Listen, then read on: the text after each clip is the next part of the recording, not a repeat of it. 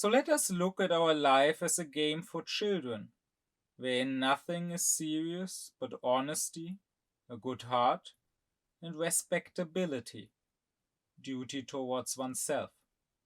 Immanuel Kant. In my last two lectures, I talked about what Kant has to say about the good, the happy life. And I discussed various specific aspects of that, but it really comes down to not so much being a positive doctrine of what you need to do to attain happiness, and more a negative doctrine of what you need to avoid. Namely, it comes down to independence. You should be independent, for one, of your own psyche, namely your affections and your passions, that is, feelings or desires that grow so strong that they overtake you, that they make you unable to consider your other feelings or desires, that they make you unable to properly use your own reason. And also, you should become independent of your inclinations. You should need as little as possible. You should thereby become independent of the objects of the world. If you need all kinds of objects, all kind of possessions, all kind of luxury to be happy, then that is a sure way to become unhappy. While he who needs less will also have less reason to be unhappy. And therefore, Kant's doctrine of happiness is, I already said that it's very much influenced by the ancient philosophies of the Stoics, of the Epicureans. Kant's doctrine of happiness is largely a doctrine of independence. Who, after all, Kant says, would want to put himself into chains when he could rather be free. But after having discussed specific aspects, the passions and affections, Kant's Stoicism, Kant's Epicureanism, I now want to talk a bit more generally about what Kant has to say about happiness. And to him, the key to the happy life is not taking seriously what shouldn't be taken seriously. Kant is saying that happiness or unhappiness is not so much about physical pleasure or pain, rather it is about how we deal with that. And so Kant says, sure, you might have physical pain, you might hurt yourself, you might get sick or whatever, but you should not let that physical pain sadden you. For one, you should not let that happen because it would mean you're a wimpy weakling, and it is simply not in line with your dignity as a human being, as a rational, autonomous being. But also, you should not let your pain, your suffering sadden you, because it is foolish. It is foolish if you cannot change this pain. Now, of course, if it's something you can change, then the most rational thing is to go and change it, right? So if you are sick and there's some medicine, better take the medicine. But assuming you are dealing with something that cannot be changed, for example, you have some sickness that cannot be cured or whatever, or for example, you lost a loved one that cannot be brought back from the dead. If you have some pain and it cannot directly be cured, then Kant would say it is foolish to dwell on that pain. The pain is already there. You're only making it worse if you feel bad about being in pain. So rather try not to dwell on it. Indeed, Kant says the only thing we should ever feel bad about is our misdeeds. So our moral actions. First, because that's the only thing that matters. But second, also because that's the only thing that's completely in our hand, right? Everything else, and here you can see how Kant is, of course, influenced by the Stoics, everything else, everything belonging to the physical world, even everything concerning our own body, is not fully in our own hands. Our morality is. Here you can go back to my lecture on the goodwill. The whole point in Kant's moral philosophy is that being moral is only about the goodwill. It's not about being successful necessarily. Of course, that again is not fully in your hands. So if you see someone drowning and you're jumping into the water and swimming over to pull him out, but you're not there in time, then again, you should not regret this. You should not reproach yourself. You should not beat yourself up over not having saved that person. That again would be foolish, because it was apparently not in your power. You already did all that you could do. You swam there as fast as you could. So it's not your fault that you weren't there in time. No, the only thing that matters for morality is the goodwill. Of course, as I explained in the lecture on goodwill, Kant is talking about more than merely wishing well to everyone. He does say that a truly good will also try to realize itself through actions. But still, for being a good person or not, it's not relevant whether your action succeeded. It's just relevant that you wanted it to succeed and that you did what you could. And so, therefore, once we realize that morality is not about the success of our good deeds, it's just about trying to do good deeds, then we realize that our morality is completely in our hand, because it's about our goodwill, it's about our attitude. And therefore, if we are not moral, if we lack the goodwill, that is completely our own fault. And so therefore, this is the only thing we should ever feel bad about, Kant says. Now, even here, Kant stresses that you should not just feel bad about it. Feeling bad about your misdeeds only has value if it leads to you acting better, right? I mean, regret as such is worthless. It just doubles the pain in the world, assuming you have hurt somebody else and now you're hurting yourself because of that. You're feeling bad about what you have done to somebody else. The other person's not gonna feel better because of that. And also, Kant is aware that there can be, this is something, of course, that Nietzsche has worked a lot on afterwards.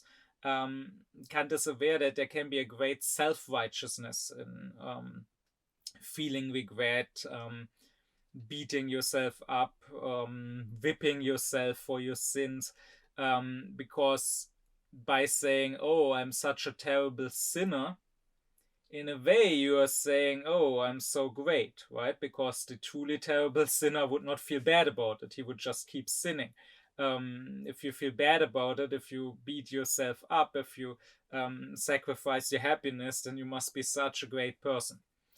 No, Kant is against such self-righteousness. He says regret as such has no value. It only has value if it leads you to doing better in the future.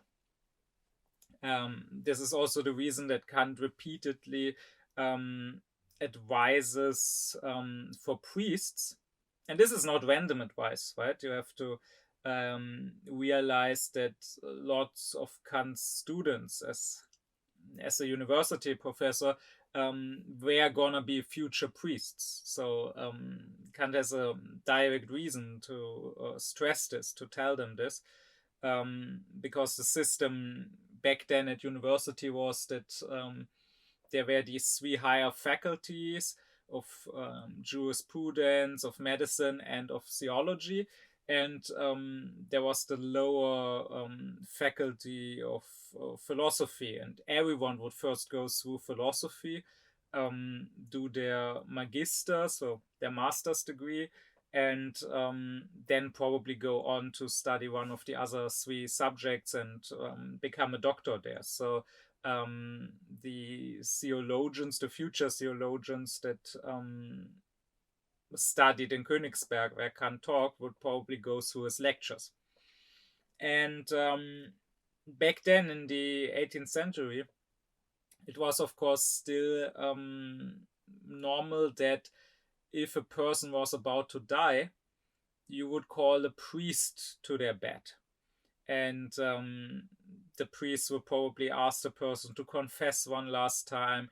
The priest would probably ask the person to think about his sins and to regret his sins. And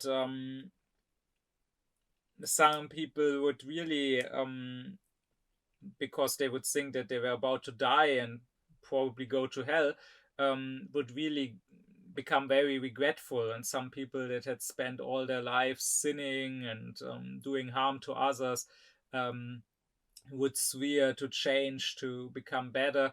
And Kant often points out that this regret in the face of death and of possible eternal torment is not worth so much, and that there have been lots of people that were also regretful when they got terribly sick, but then some people that actually didn't die and got better again, they again forgot all their regrets and resumed their sinful lives.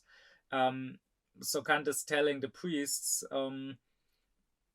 don't tell the people on their deathbed to just regret and just utter words of remorse. Rather tell them to actually compensate their bad deeds with good deeds as much as is still possible, right? Of course, maybe some misdeeds you did, you cannot properly compensate. Like if you killed someone, even if you regret it now, you cannot bring him back. But maybe some things can still be changed. Like if you robbed someone, or if you committed fraud, tricked someone for their money, maybe on your deathbed you can still give money back to that person, or still put that person in your last will so that he will get the money back. And Kant is recommending such things. He's saying, if you regret a bad deed, that only has worth insofar as that regret is not an empty feeling, and certainly not a self-righteous thing, but insofar as it actually makes you a better person for the future, that is, insofar as it makes you act better. And the first thing you should do is, if you can make it up somehow, if you can offer any sorts of reparations or whatever, then that is what you should do. But anyways, again, Kant is saying in life, concerning happiness, there is no point beating yourself up over things that cannot be changed. There is no point being sad over things that are not within your power. You should only focus on that which is within your power, on your morality. The wise man, Kant says, will only take the moral law seriously, will only take seriously his own moral duties, and everything else in life, including the hardships, the misfortunes of life, he will take with a certain cheerfulness if he can. You just have to consider, Kant would say, that the only thing of true worth is your moral actions. And if you consider the worth of life by what we can feel, feeling pleasure, feeling pain, having good, having bad feelings, then overall Kant says life is not worth all that much. I mean, even if you live an all in all happy life, even if you are spared greater misfortunes and hardships, still life is of course not filled with constant pleasures, right? Even the happiest life contains pain. I mean, you get sick sometimes, you step your toe or whatever. And even if we are not talking about direct pain, there's just so much time in life that is boring or sort of empty, where, I don't know, you're doing your taxes, or you're just walking or driving from A to B, and you might not be in great pain. But if you just consider this moment and ask yourself, is this life really worth living? It's probably not worth that much. So Kant says, if we judge the value of life only by what we can feel in life, and only by what we can get out of life, what we can indulge in life, then it's not worth that much. Life has lots of worth if we judge its value by what we can do in life, the moral actions we can do. Kant judges life's worth not by what we can indulge in, but by what we can do. And again, to him, this outlook of the wise person, of the sage, is the key to happiness. You should just consider, Kant says, that everything in life is kind of fleeting. I mean, life itself will be past soon enough. So there is no reason to be overly happy at your fortune or to be overly unhappy at your misfortune. Because again, it's all fleeting. The only thing that is constant, according to Kant, is the consciousness of your own righteousness if you're a good person. That is the one thing. If you're truly good, then you know that your goodwill is permanent. That not only do you have goodwill now, but you will keep having the goodwill. And so, since this is the only thing of permanence, the only constant thing, it is also rationally the only thing we should care about. If you only care about your own virtue, then the value of your life depends on something that is completely in your own hands. If you give value, if you give importance to anything else but your virtue, including your physical pleasure and pain, then you foolishly, irrationally make the value of your life depend on something that is not completely in your own hands. So Kant is very much aware, and he points out that the less people are worth by their character, by their morality, the less worth their life has, the more they tend to ascribe worth to life. While the people who are worth the most, the best, the most noble people, are at the same time those people, despite their life having the highest worth, that ascribe the least worth to life. Right? I mean, a good person is worth millions of the bad people. But he will say, my life is worth nothing, right? Consider someone like Greta Thunberg, who says, sure, I might be in some danger, when I go on the Sumut flotilla and try to reach Gaza. They could abduct me, they could harm me, they could torture me, they could imprison me. But really, they can do nothing to me that is worse than what they are doing to the people in Gaza, and I'm not worth any more than the people in Gaza. So why should I run away from that possibility, right? While on the other hand, the bad people, the selfish people, they will want to save their own skin, or not even just their skin, their life, also their comfort. They want to stay alive, but the question is, what for? Their life is not worth anything, right? From a moral standpoint, from the standpoint of reason. If we ask, not subjectively, for this person, of course, this person, he himself, he wants to be alive, he wants to feel good. But objectively, from the perspective of reason, I could ask, about a bad person that does not contribute anything to the world, that does not make the world a better place. Why? What for is he even alive? What would be lost if he wasn't alive, right? And exactly those people, where nothing would be lost if they didn't exist, cling to existence the most. Kant even goes so far as to say, even an evil person, even a villain, who in death, in dying, shows a certain sublime heroism, shows that he can, in a way, throw himself away, shows a certain self-denial, thereby shows that he at least had the disposition to maybe become a good and noble person, right?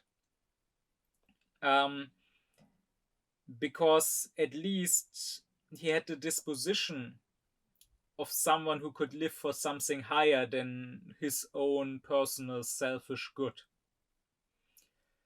And of course, here you can think of certain people that might be condemned in our world as maybe terrorists and villains and whatever. Now, I'm not one of those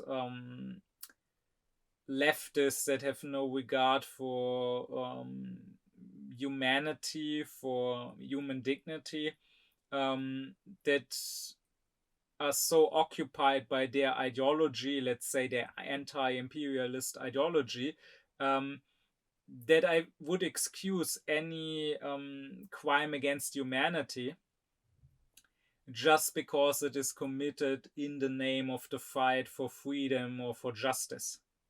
No. If you fight for justice, you should probably do it in a just way.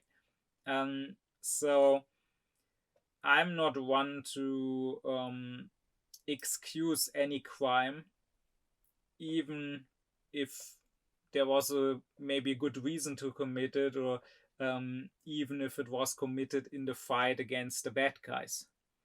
I mean, if you start excusing something like, for example, the crimes that were committed on the 7th of October, I'm of course not talking about made up crimes like 40 beheaded babies, but the real crimes that were, of course, committed, like throwing grenades in bunkers with scared civilians or whatever.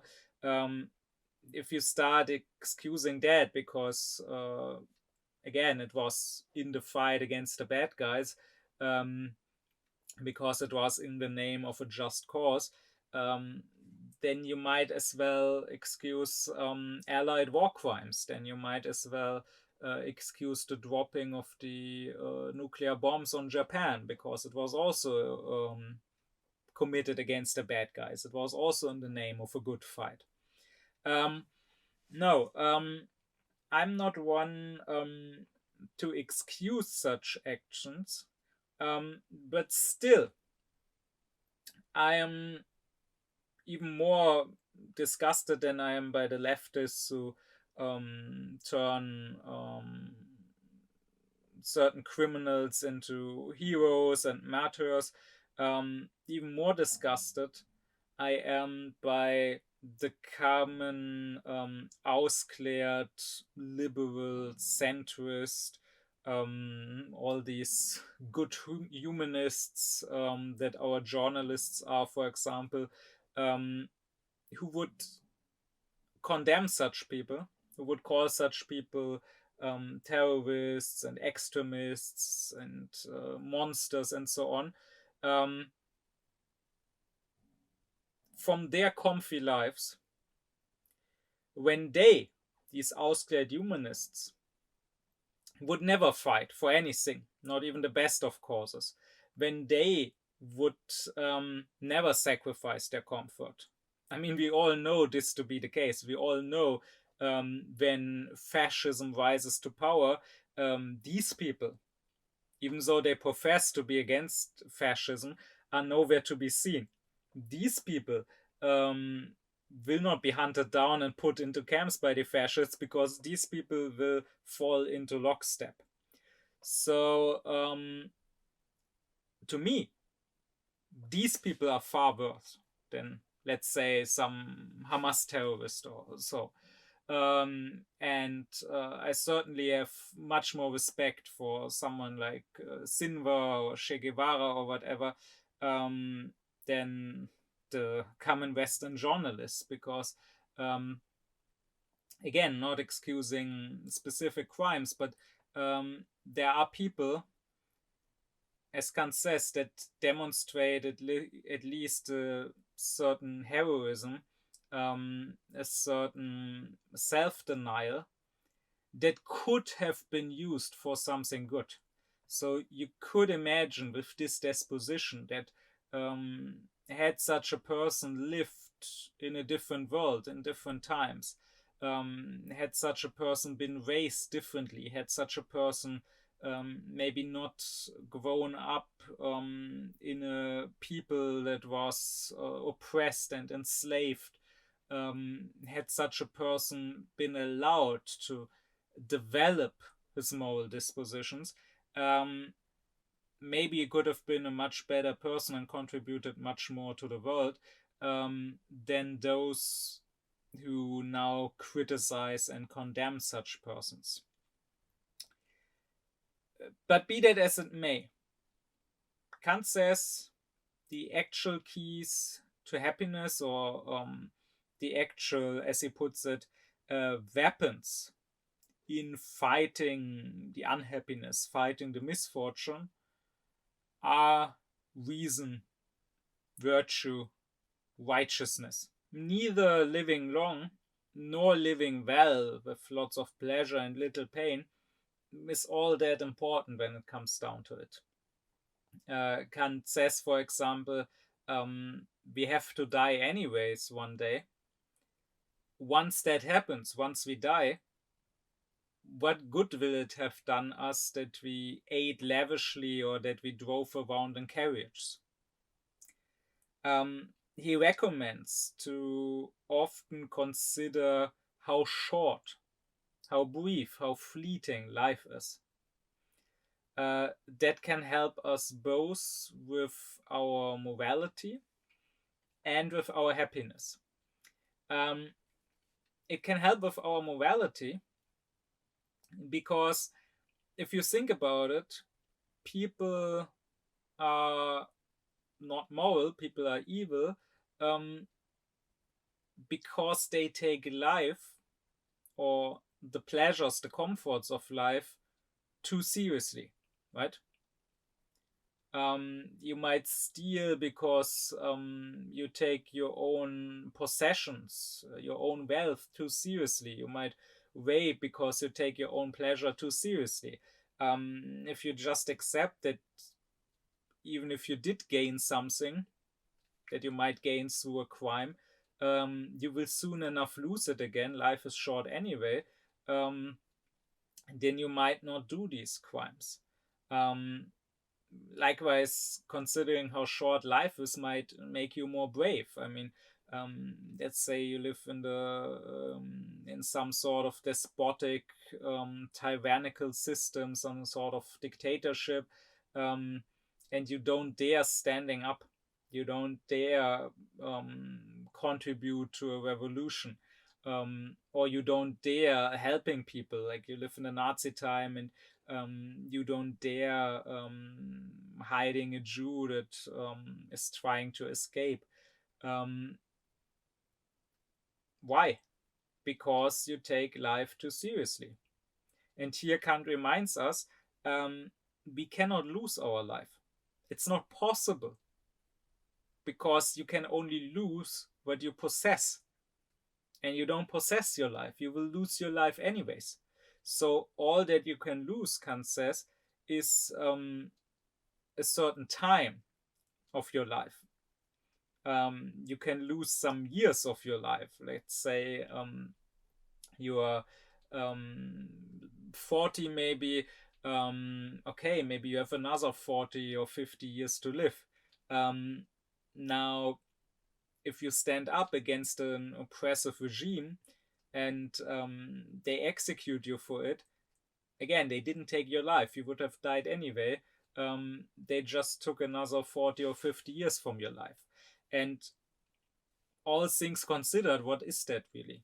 I mean, this universe has existed for billions of years before you. It will exist for billions of years after you. You're just a tiny little bug on a tiny little speck of dirt that is drifting through space. In the grand scheme of things, what does it matter if you lived 40, 50 years longer or shorter? But not only will this kind of attitude help your morality, as I say, it will also help your happiness.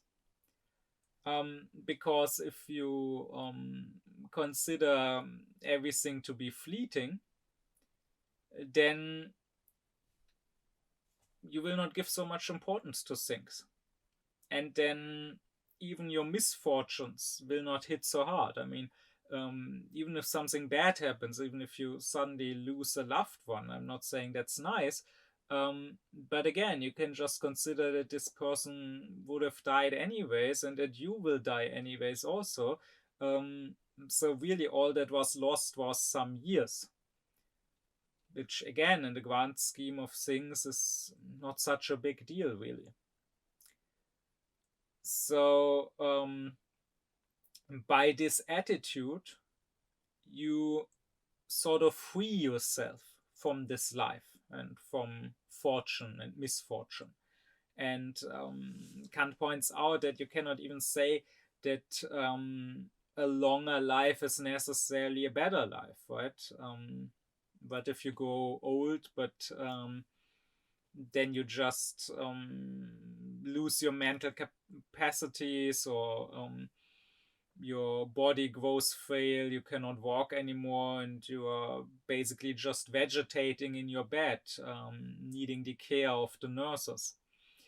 Or he also says there's this nice little pre-critical essay of Kant's, a sort of letter he wrote to the mother of one of his students who had suddenly died as a young man, where Kant tries to console her. And he also says, okay, we are used to saying, oh, this poor guy, his life was only just starting, or he was in the middle of his best years, and now death took him away.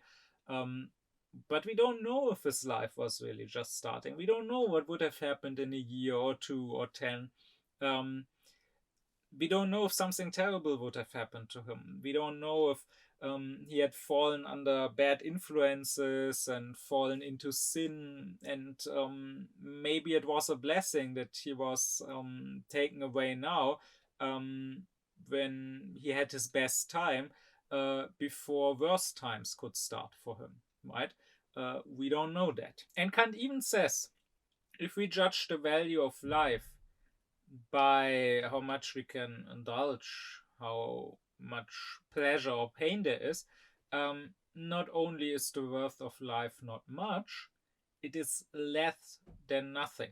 It is less than zero. Because Kant believes that all in all, the pain that we experience in life does outweigh the pleasure.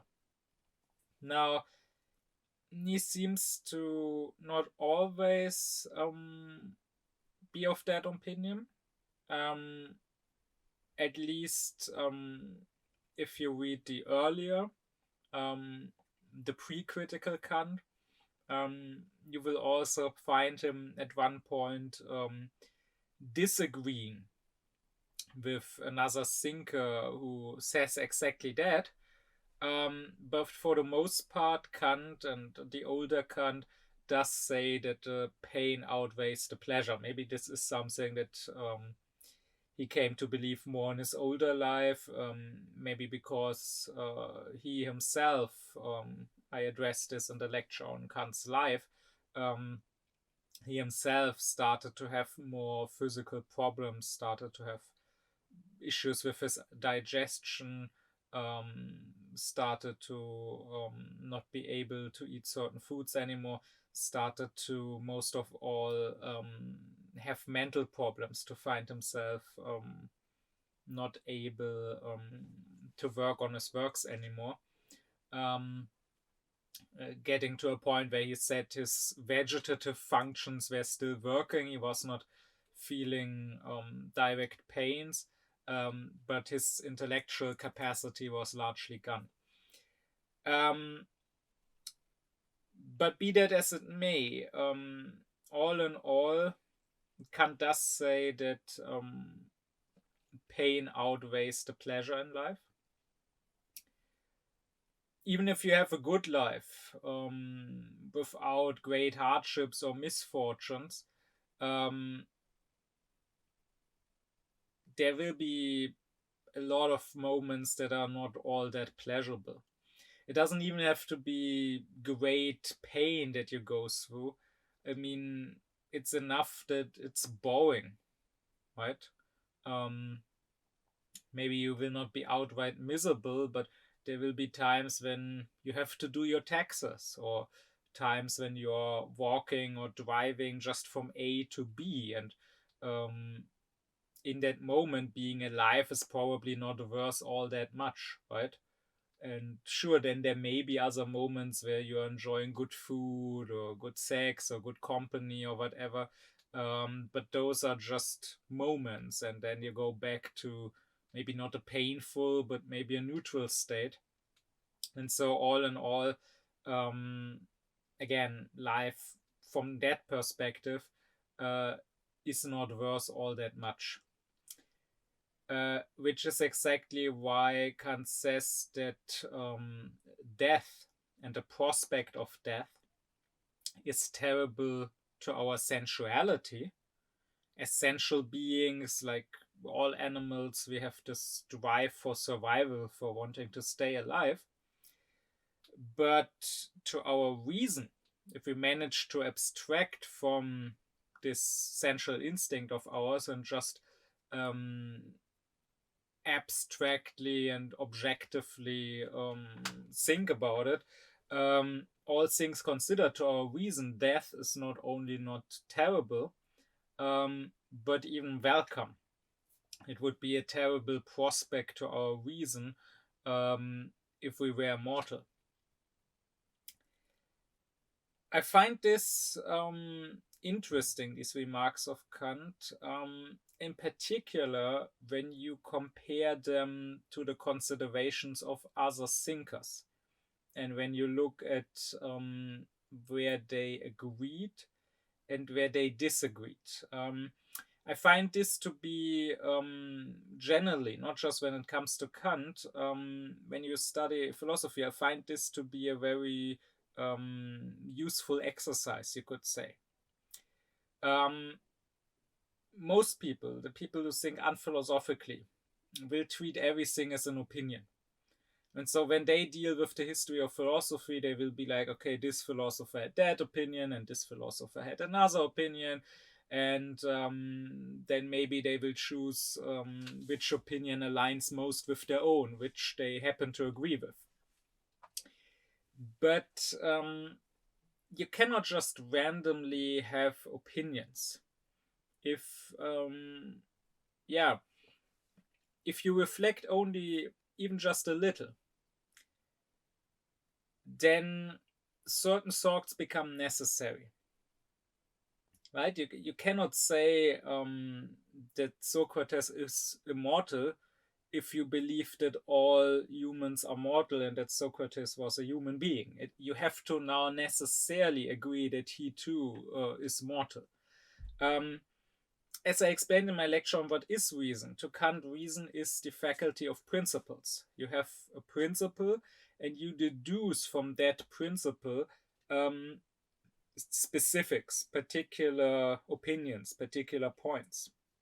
And so, therefore, um, there's only so many, let's say, opinions that you can have. And at least if you're consistent in your thinking, um, it depends on your principles, on your premises. Assume a certain premise and you will arrive at a certain conclusion. And if someone else arrives at a different conclusion, then at some point he must have assumed a different principle, a different premise in the first place. And so such comparisons can be helpful.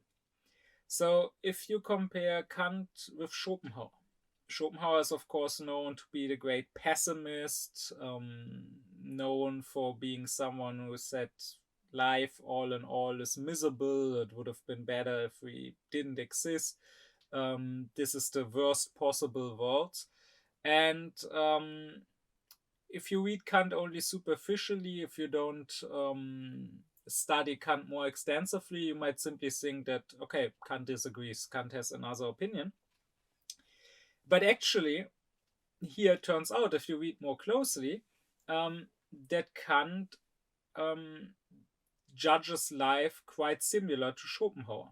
He also has a somewhat pessimistic outlook on life, saying there's more pain than pleasure. Being alive is not worth that much. If we consider from the standpoint of reason, we are actually relieved that there's death. So, what is the difference then? Well, the difference is morality. To Kant, it is true that from the physical standpoint, from the standpoint of our feeling, pain outweighs the pleasure, and therefore life is not worth much. But to Kant, it is also true that this standpoint simply does not matter much. The standpoint of reason, and therefore of morality, matters more. This life has value because we can do moral actions here, because we have a moral duty here. We have been put here to fulfill a certain task, so to say. And whether we enjoy this life or not, simply does not factor in that much. That's also largely a reason why suicide is morally forbidden. It would mean running away from your moral obligations, right? Now, if you had no obligations, if life was morally irrelevant and it was only about your subjective pleasure, then maybe to Kant, suicide would actually become somewhat rational. But that is simply not the case. Well, and if you turn to Schopenhauer, I mean, Schopenhauer is an a-rationalist. He did not believe that reason was a thing. He fundamentally believed in a completely random, completely irrational first principle, his will, which should rather be called the drive. And therefore, to Schopenhauer, there's also no morality. Now, lots of people don't quite get that because they simply don't know what morality is. They will be fooled by Schopenhauer talking about morality. But really, all his so-called morality is not about duty. It's not about us having a task here, about us really contributing to the world.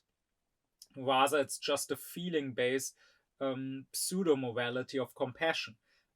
basically life sucks for you, and you understand that other beings are just like you, life sucks for them also, and so you take pity on them and try to not make it even worse for them. That's all there is to it. So there's no real morality in the sense of us having a moral duty, in the sense of um, our life having a sense, having a meaning. And then it makes perfect sense to be a pessimist. Now, let's go one step further. Let's think of Nietzsche, who was influenced by Schopenhauer, but ultimately rejected this pessimism, this rejection of life, and tried to create a philosophy that affirms life, that says yes to life, that embraces life, with everything that belongs to it, right? Nietzsche was under no illusions here. Life does include pain and hardship and suffering, and it does include that by necessity. You cannot take that out of life, Nietzsche would say. And yet, still, he wanted a philosophy that embraces life with these necessary hardships and sufferings that belong to it.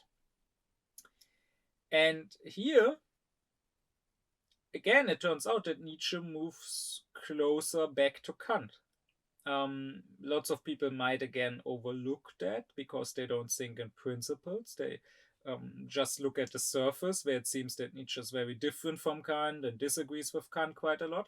But if you think about it, Nietzsche says what gives meaning to life and what gives you a reason, despite the pain, the suffering that is included in life, to be alive, and to say it is better that we are alive rather than not being alive, is that you live not for yourself and your selfish gain. Because again, here all three, Kant, Schopenhauer, Nietzsche, agree that you cannot gain all that much in life for yourself.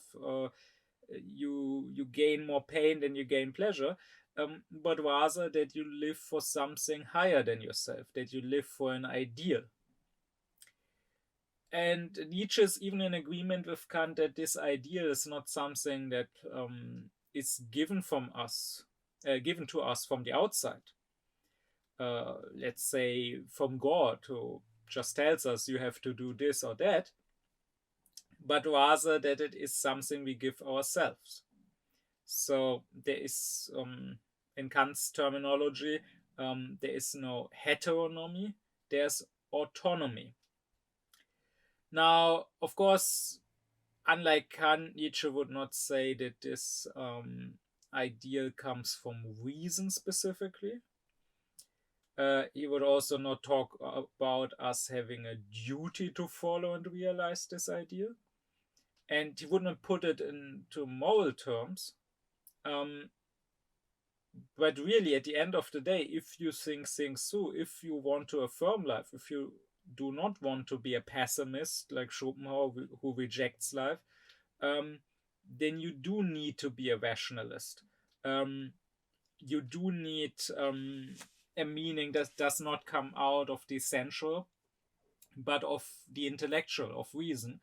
And you do, in the end up with morality. So Kant's position is really the only consistent one if you don't want to be a pessimist. And anyone who is an a-rationalist, who rejects reason and thereby morality, and yet still does not come to the conclusion that life is worthless and meaningless and sucks, is simply superficial. And again, it was important for me to point this out and to draw this comparison with other thinkers, precisely to show that, again, in philosophy, you're not just confronted with random opinions, but rather when two thinkers deviate, assuming they are consistent in their thinking and drawing the right conclusion, then at some point there must be a difference in principles, and you should always not remain at the surface and just compare opinions and which one you like better, but you should always go back to the principles. You should always ask, okay, what premise makes this thinker arrive at this conclusion? And in this case, the premise is either being a rationalist and thereby a moralist, or being an irrationalist and thereby having no morality. The fact that mere life is not worth all that much, and that to our reason it is actually a relief that life is short, to Kant is illustrated by a simple fact. That is, he claims that no rational person would want to repeat life.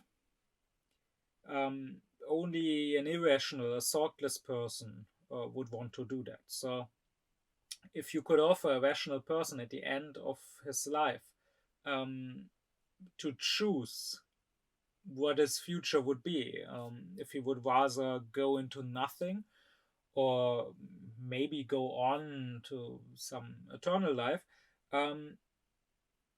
or if he would want to repeat life on earth, Kant says no rational person would want to repeat life on earth. Even if you lived an overall happy life, you would not want to repeat the very same life.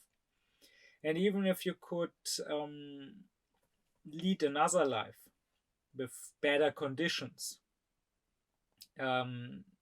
like for example, this time be born into a wealthy family or whatever, even then Kant says you would not want to repeat life. Again, sure, your life might overall be fine. You might not be plagued by having a terrible illness, or by losing your loved ones in an accident, or by suffering through a war or whatever, or by poverty. But even then, consider not necessarily the pain, the suffering, but consider the boredom of life, or consider just how much life could drag. Like if I have to imagine going through 12 years of school again, and I had a generally overall happy school life, like I didn't hate going to school, but still having to learn writing again, having to get all my education again, having to reread everything I read again from start, having to meet people again, all of that, Kant says no one would want to repeat if they are rational. So of course I will point out that here Kant is very much in conflict with Nietzsche, because Nietzsche, of course, later had this idea of the eternal return of the same. And to him, precisely that idea is the highest possible affirmation of life. To Nietzsche, we should live our life in such a manner that we can want for this life, for this exact life, with the exact same choices, the exact same happenings, every single second of our life to repeat eternally. So here we see a great difference between these two thinkers. For Nietzsche, this is the most sublime, the greatest thought, at least to the person strong enough to bear it, the Übermensch, the superhuman. To Kant, this is something that our reason would reject. And to him, the fact that our reason would reject it shows that life is not all that great. But anyways, everything I've said so far leads me to what to Kant is the true key to a good life. He says, be master of yourself, replace bad or annoying thoughts with good thoughts, and assume the attitude of practical idealism. That is what protects us from all misfortune, and that is what makes us permanently content with life. And what it means to Kant, this practical idealism, is that we take nothing seriously that is merely an item. So nothing irrational, nothing unfree. Only persons, only free, autonomous, rational beings ought to be taken seriously. And the practical idealism means that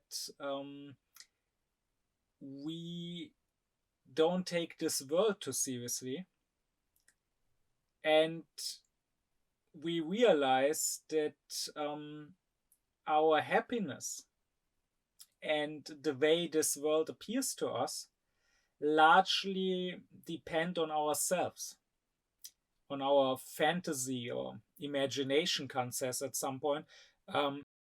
I, in my own terminology, would say on our posture.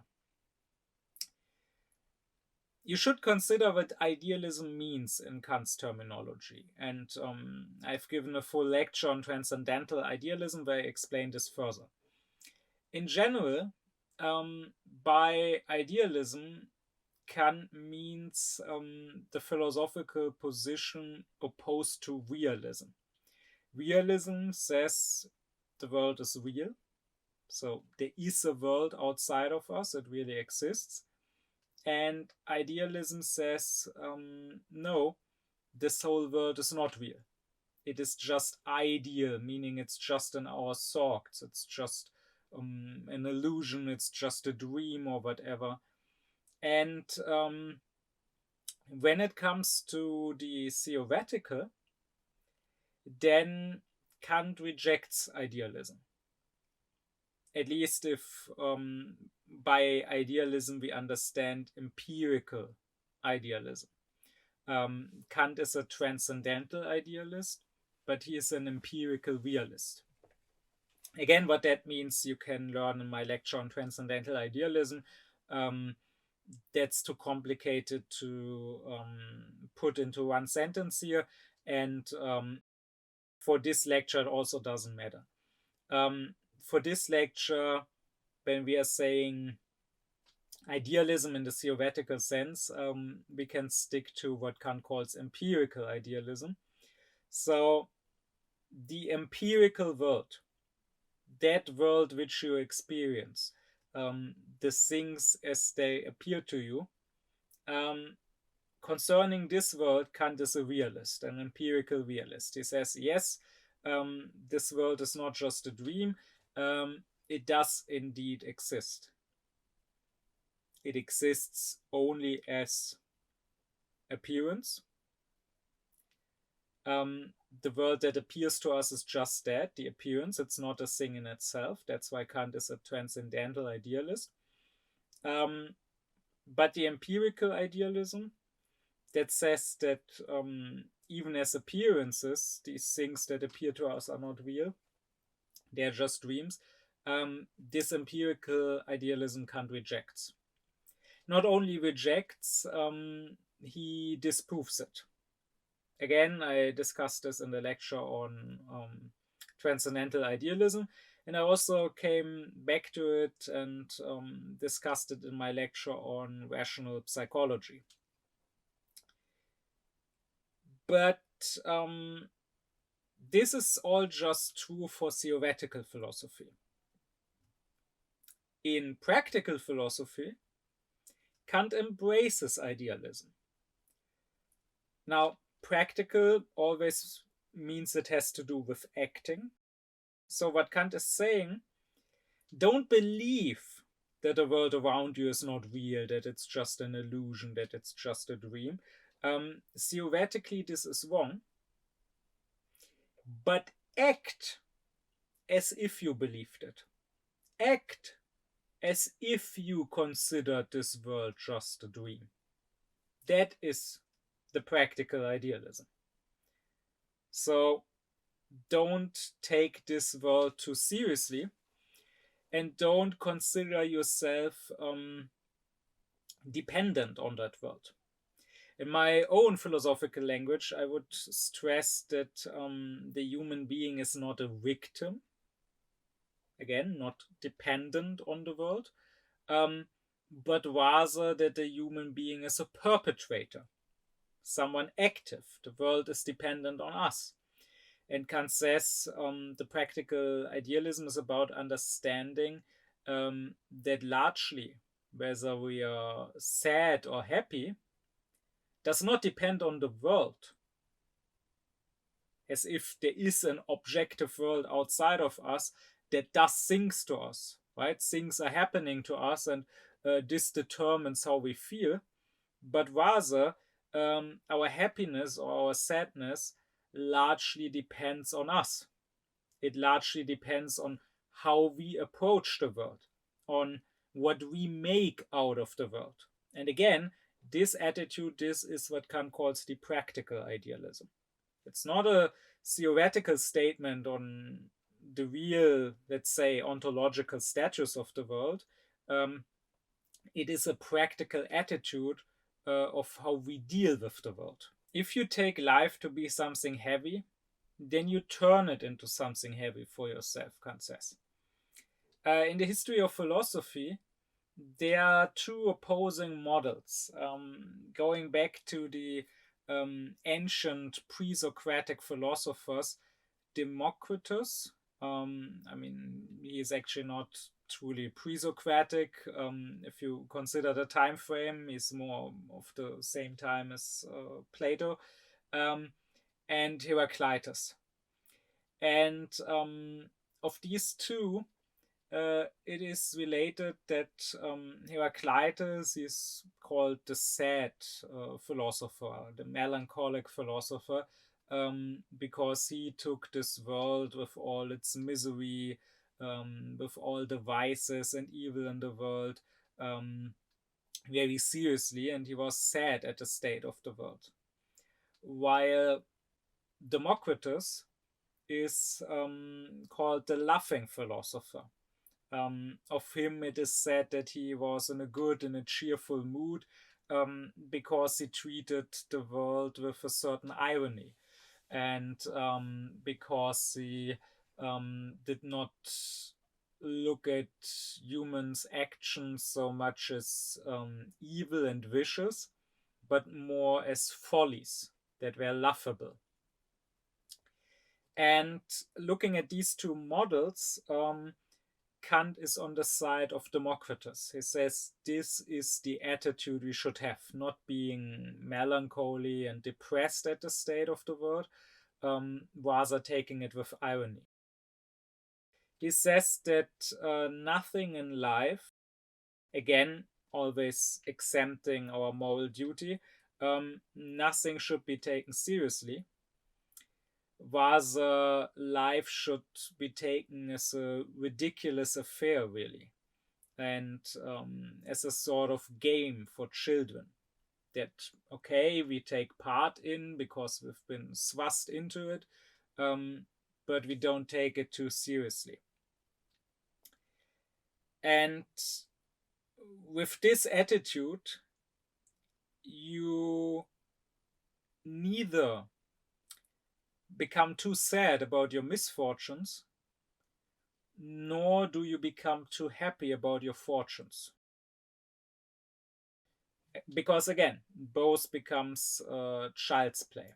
Kant would say most that people consider misfortune or a reason for misery is really just laughable, it's just ridiculous, does not have to be taken so seriously. And on the other hand, most pleasure, most that people desire or that they consider great fortune, is just a pleasure of delusion. Delusion is always an important concept in Kant's philosophy. I will talk about it more when I get to his concept of aufkläring, of enlightenment, because to him, aufkläring is largely about getting rid of delusions. And indeed, if you think about it, sure, there are certain things in life that are better to have than not to have. Everyone wants a full stomach. You don't want to go hungry.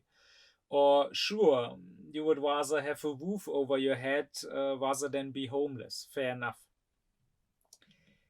But if you do have a roof over your head, does it have to be a large mansion with over 100 rooms? I mean, do you really, really need over 100 rooms? Or if you do have a full stomach, isn't it enough to enjoy a simple yet still tasteful meal? Does it have the most expensive, most exquisite foods? Do they really taste so much better than the regular food? Or is it just that it seems to be better to us because we have told ourselves, oh, this is so expensive, this is so exquisite, it must be better? Um, so again, most pleasure is a pleasure of delusion. You might feel bad about not being rich enough to get an expensive car or to get a used phone or to get expensive clothes from certain brands. Um, but really, this is not true pleasure. Um, you don't truly feel better physically in your body um, if you have an expensive car or regular car. Um, it's just all an illusion in your mind. It's just that you are telling yourself that now you're better, now you're cooler, now you have a bigger dick because you have an expensive car. And that's why you think this is a greater pleasure in life. So if you just stop having these delusions, if you just not change the world, meaning you don't change the car you have or the food you eat or whatever, but change your attitude towards the world, um, then that's it. That's enough to already live a happier life. And again, understanding this, realizing this, that is exactly the attitude of practical idealism. Realizing we are not simply dependent on the world, but to a large degree, we make of the world whatever we want through our attitude. Kant points out that the biggest issue for people, the greatest reason for displeasure, for pain, and therefore for an unhappy life, is really the small things in life. At least this is true for the people of culture, for the people of civilization. I mean, let's face it, at our state here, how many of us are really suffering because there's a food shortage and we are hungry? Or how many of us are really suffering because there are wars and bombs are falling? Sure, there are areas where this is the case, where people have real problems. Um, but again, in culture and civilization, um, most issues are actually small and even ridiculous issues. It's not for nothing that we have started in recent years to call these first world problems, right? And really, if you just think about what Kant is saying here, you will have to agree with him. I mean, I myself, I could relate hundreds of anecdotes from people around me.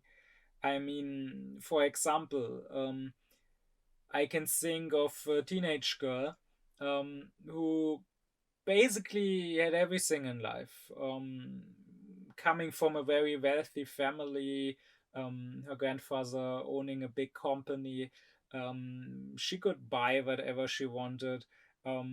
She was also conventionally attractive. Um, Really, there wasn't much reason looking at her from the outside to be unhappy, and yet still she would manage to be unhappy. She would have a friend, and when that friend some days would come to school wearing jeans, and this girl had come to school wearing sweatpants, then she would get angry at her friend. saying, oh, why didn't you text me in the morning that you were gonna wear jeans today? Then I would have also dressed with jeans. Now in my sweatpants, walking besides you with your jeans, I feel like a hobo. I mean, really? This is your problem? This is your reason to be unhappy? This is why your day is ruined? This is a completely self-created problem. I mean, she is angry at her friend, so she's acting like the world, specifically her friend, created this problem. But coming from the perspective of practical idealism, we can say, no, she created that problem herself. It's entirely her own making. And she would simply not have that problem if she would just stop having that problem, right? Um, or I'm thinking back of one time we visited my grandmother, and she was talking about how back in the day her own father, in the evenings after work, he would go to the baker and get something for her mother. And she used specific word in German that you could maybe translate by certain type of bun, certain type of cream bun. And my dad just asked her, wasn't it an eclair? Because in German we have these two words, right? Eclair, the word that comes from French, and this other word, it's Liebesknochen, this other German word. And they mean two very similar baked goods, but not necessarily entirely the same. And my grandma, she got super angry. She was like, no, I was there. You can't devalue my experience. You don't know about it. And she somehow felt like the love of her father for her mother had been taken into question. But of course, my dad had never questioned this really happening. He had just questioned about what type of baked good exactly his grandfather had gotten for his grandmother. And I mean, at most, it could have been a misunderstanding between them, using two different words, maybe even for the same thing. I mean, between normal people, you would just discuss this calmly and try to get rid of the misunderstanding, try to make sure that you're both talking about the same baked good. But my grandmother, she got angry for no reason. Um, or likewise, as a third and final anecdote, um, I spent lots of time in an online forum when I was younger, where people would publish stories they had written.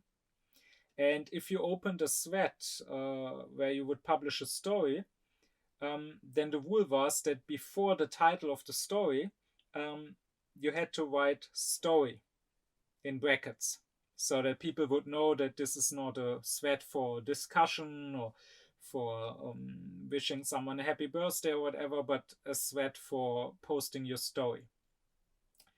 And some people put a space behind the story tag and only then write the title of the story. And some would do it without space, starting the title, starting the first letter of the title right after the closing bracket. And one day, one moderator decided that it would look nicer if it was uniform, and removed all the spaces so that for all the threads the title started right after the bracket. Well, one of the authors got annoyed with that and complained, and said that he wanted his space back.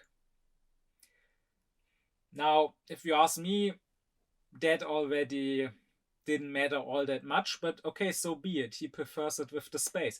What would you do as a normal person if you're the moderator? You would just put the space back in. You would say, sorry that I changed it without asking you first. You're the author, you get it how you want. Would have taken 5 seconds. Instead, the moderator got angry, other users got involved, people started bullying this user, this author, basically trying to bully him out of the forum. I said that's not okay, and that you should treat everyone with regard, even if you don't like their tone, or even if you think that they are overreacting or whatever, you still owe them human regard. That in turn made people angry. And all of this turned into a giant fight that lasted for weeks. People got banned temporarily. Someone wrote me that because of this issue, he had spent the last 3 days crying in his bed, all because of a space, because of a single space between two letters. This is a story that is so utterly ridiculous that you cannot possibly make it up. And of course, it's beyond ridiculous, it's also evil.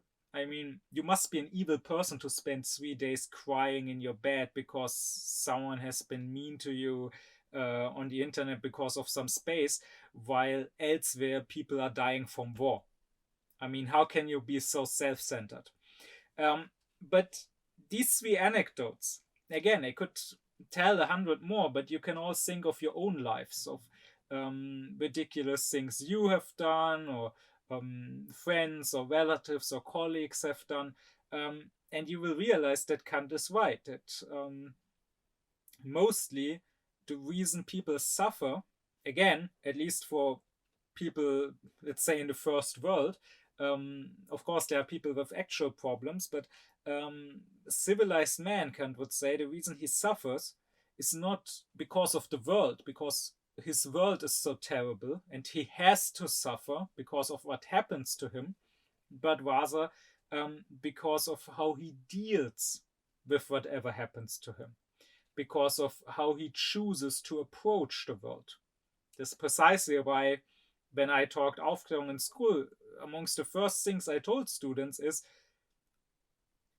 aufkläring yourself means getting rid of problems, because most of your problems are fake, most of your problems are self-created, and are problems that could vanish in an instant if you just acted more rationally and more dignified.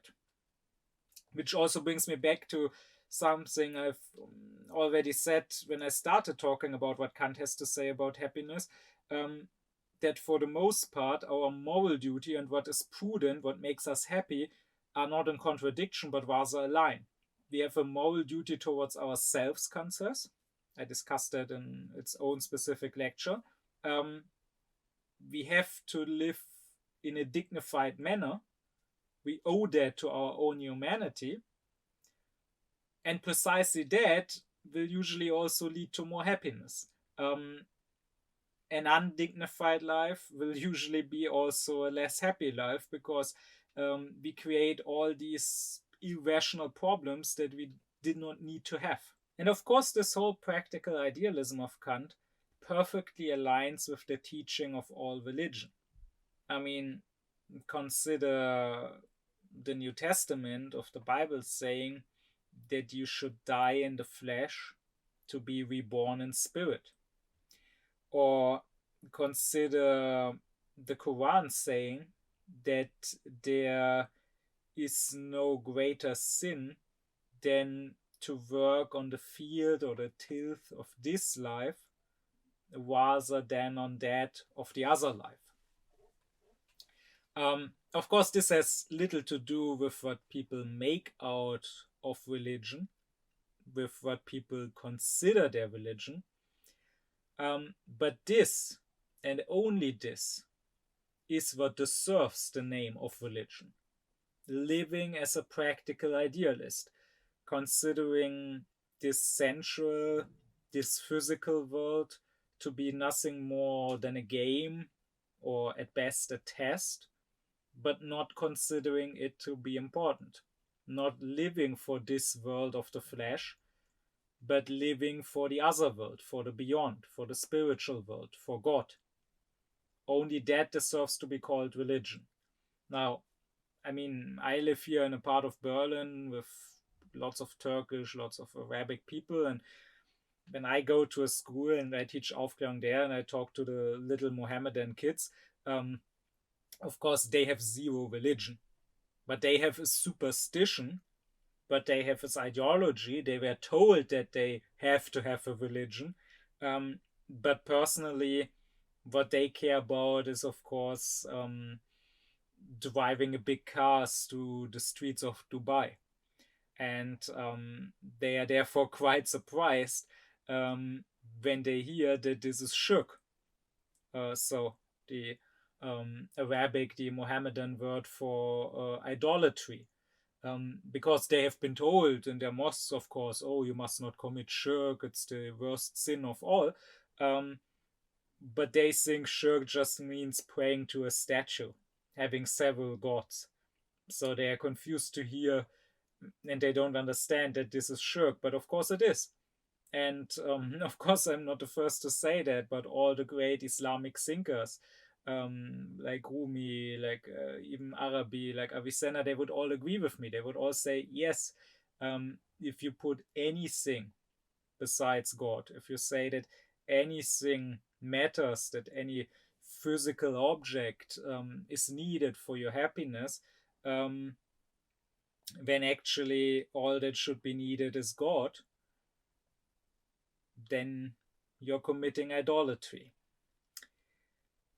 But anyways, back to Kant himself. So it should be clear we should have this attitude of practical idealism, and no one can rationally say anything against this being the proper attitude to live the most happy life.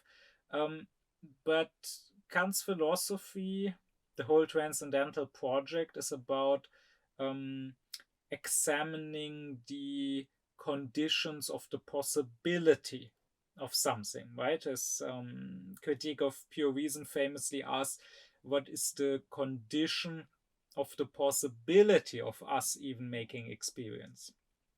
So here we could also ask, what is the condition that makes such a practical idealism even possible?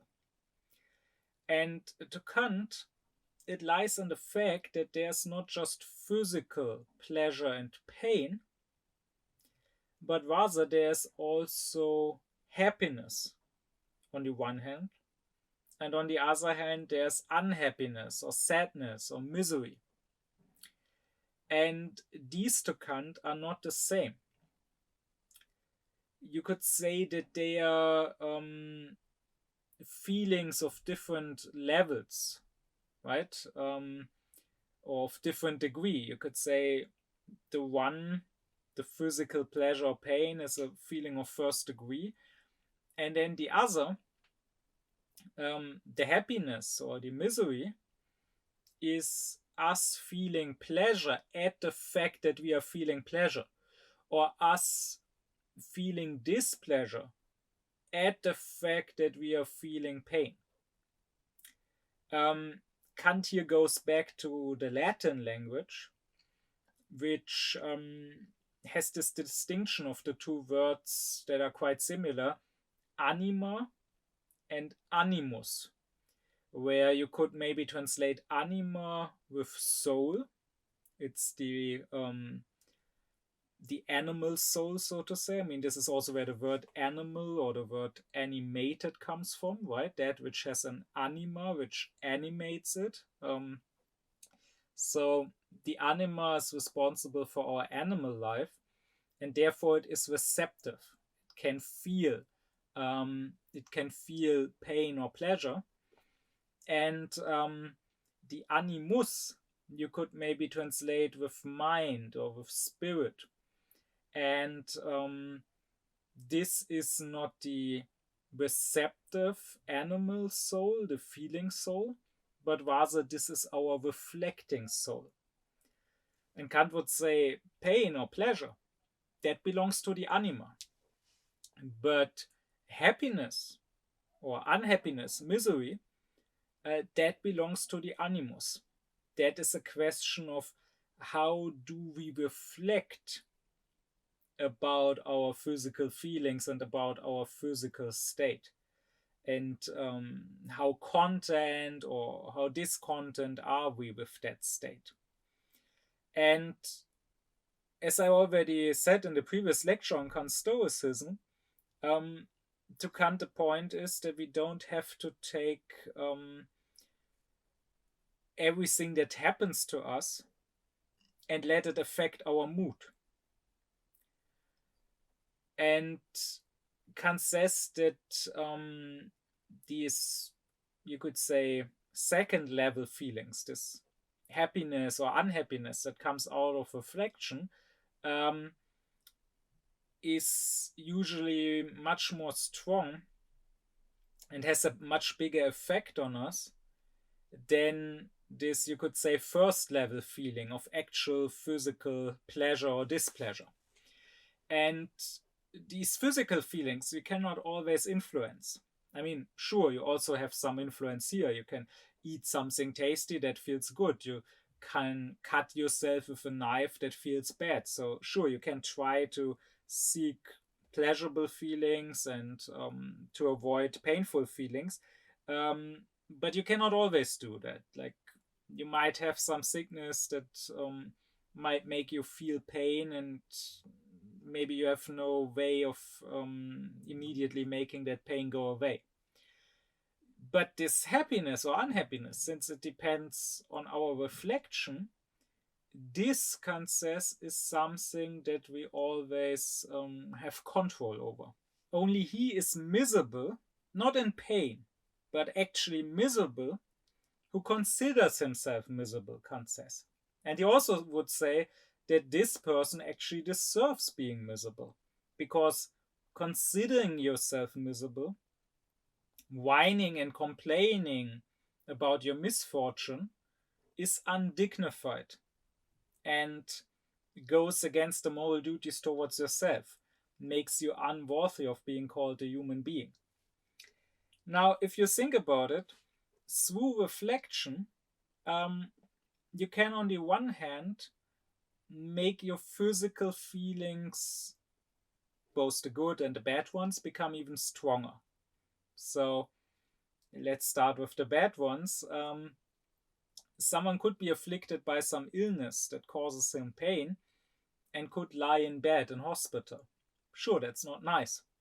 But if now you reflect about your state and also tell yourself, oh, my life sucks so much, how unjust, why has this fate befallen me of all people?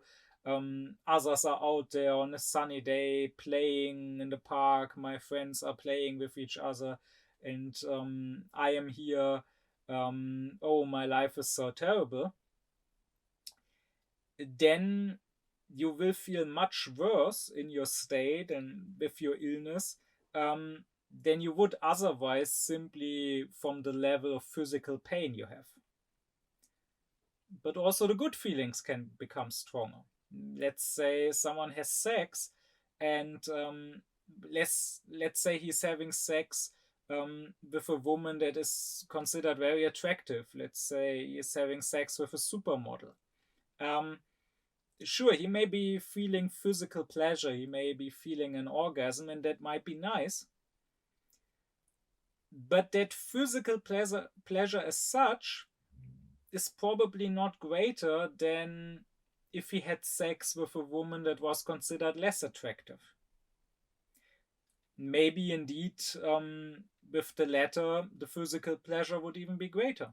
I mean, maybe this less attractive woman would be better in bed. Or maybe she would actually feel nicer, right? Because maybe it's nicer to have a woman that is a little chubby and you have something that is soft and squishy and that you can grab onto, rather than poking yourself at someone's bones. But he is having sex with the supermodel, and maybe in reflecting about it, he is feeling like finally he can realize his porn fantasies, and he's feeling like he's the greatest alpha chat whatever, and like everyone would envy him. And for that reason, he is actually feeling much better than he would with the less attractive woman. And since most people are not very self-reflected, uh, they would probably mix up these different feelings. Like if you ask the guy, he would probably say the sex was better, this woman is better and better, or whatever. When in truth, the sex as such, as the physical act, um, maybe actually isn't better. It just becomes better through the way he thinks about it, through the way he judges it. But not only can we make our physical feelings stronger through the way we reflect about them, we can also make them weaker to the point they are shoved to the background or almost vanish. So that same person that is sick in the hospital with some pain,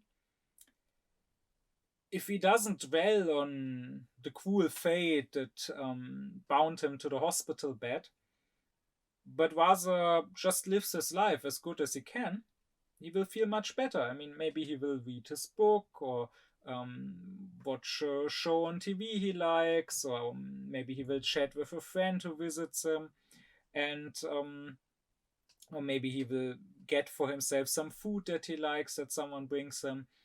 And if he focuses on these things and doesn't dwell on the pain he's feeling, then the pain will, of course, the physical pain will, of course, not just vanish completely, but it will probably feel much less painful.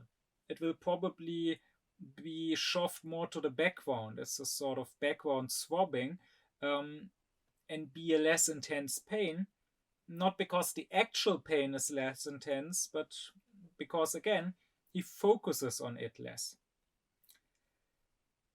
And lastly, not only can our reflection make our physical feelings grow stronger or weaker, it can also create feelings of happiness or of misery um, when physically we are not feeling anything really, right? Like consider a person who lives a normal life, has normal average wealth, so the person's not going hungry or anything. But again, let's say the person feels bad about not being rich, about not being able to buy a big mansion or expensive cars or watches or clothes. Um, and now this person might feel very miserable and like his life is not worth all that much. When actually he is having no painful feelings at all physically. He's not hungry, he's not sick, he didn't hurt himself, he's perfectly fine. But since he's telling himself that he's lacking so much that he should have or that he needs for happiness, he now probably feels very unhappy. So, in that sense, through the way you reflect about your state, through the way you judge the state you're in life, through the way you judge the things that are happening to you, through the way you either approve and embrace or disapprove and reject your life, um, you largely have it in your own hand whether you're feeling good about your life or whether you're feeling bad about your life. And all of this is the reason that, according to Kant, the righteous, the morally good person, can, of course, feel pain physically, but can never be truly miserable. Because no matter how terrible your life is, no matter what terrible misfortunes befall you, as long as you're a good person, you at least don't have to reproach and blame yourself. Rather, you can always tell yourself, well, there's nothing I have to regret. There's nothing I have to beat myself up over. And this ability of ours, this ability to reflect on our physical feelings and judge whether we approve or disapprove of them. So the fact that we don't just have an anima but also an animus, this is a large part of what makes us different from animals. The animals, therefore, according to Kant, are incapable of both happiness and misery. They are, of course, not unfeeling, so they are capable of pleasure and pain, but this is just in the moment. They cannot reflect about this. So if you have a dog, let's say, that is currently playing with its owner, and the owner is throwing a stick and the dog is running after it, sure, right now the dog is feeling pleasure. Right now the dog is feeling good. And maybe yesterday the dog also got to play with its owner and had pleasure. And maybe tomorrow the dog will also get to play with its owner and have pleasure. So we, as humans, when we look at this dog now from the outside, we can look at his whole life and judge it and say, this is a happy dog. He is lucky. He is living a good life. But the dog himself, for himself, would not make this judgment. He cannot think of his life as a whole. He would just be in the moment and say, right now I feel good. But he would not say, and yesterday I felt good, and tomorrow I will presumably also feel good, therefore I am happy. I talked about this more extensively in my previous lecture on animal ethics and on what Kant has to say about the animals. But this, again, is a big difference between us and them. Kant says because our misery comes less from our physical feelings of pain and more so from our power of imagination, from us imagining our state to be so terrible. That is why the misfortune that is approaching and that is dreaded is actually worse than the one that befalls us. Kant is convinced that when misfortune hits, human beings, for the most part, can deal with anything. But before that, you will feel like you couldn't deal with it. Like if someone would tell you with absolute certainty that next year you will get in an accident and you will lose both your legs and you will be wheelchair bound all your life, and you knew that this would happen and that this could not be averted, you would probably feel terrible and you would probably feel like your life will end when that happens in a year. But the truth is, of course, that there are people that lost their legs and that live in a wheelchair, and for the most part, they manage. Their life goes on. Or if someone were to tell you with absolute certainty that a dear person of yours was going to die, or that a war was going to break out, you would probably dread this a lot. But then when it actually would happen, it would not be nice, of course.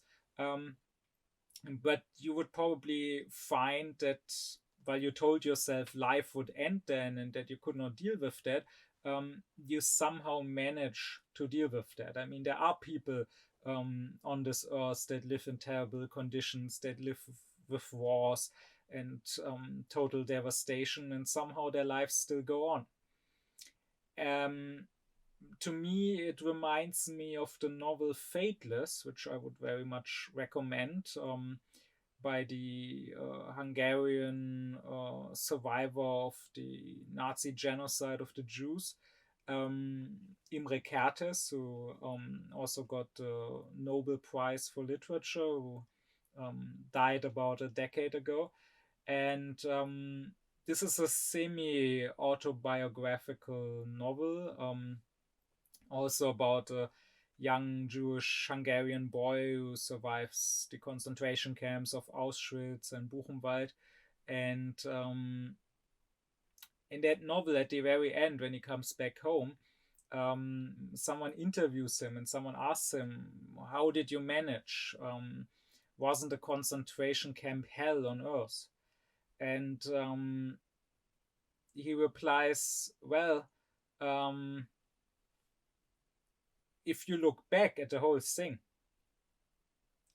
you look at it, you sort of combine all the experiences and you sum it up into like one thought. Oh, this guy was in the concentration camp. How terrible." But in fact, you do not go through a genocide just like that, but rather you go through it step by step, right? He says one moment they take you.